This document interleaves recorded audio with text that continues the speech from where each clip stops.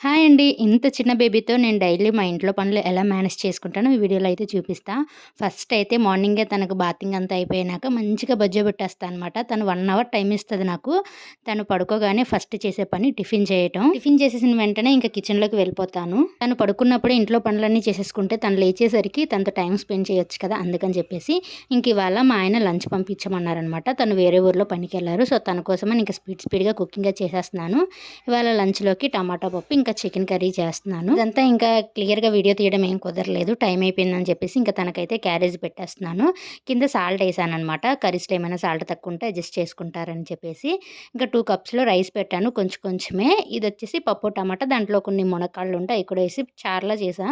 ఇంకా తన కోసం చికెన్ కర్రీ కూడా చేశాననమాట. ఇది మొత్తం ప్యాక్ చేసేసి ఇప్పుడైతే పంపించేయాలి. నాకు డైలీ ఇలానే ఉంటుందని కాదు. ఒక్కొక్క రోజు వర్క్ ఎక్కువగా ఉంటుంది. ఒక్కొక్క రోజు వర్క్ తక్కువగా ఉంటుంది. ఏదేమైనా కానీ నేనైతే టైంని బాగా మేనేజ్ చేసుకుంటాననమాట.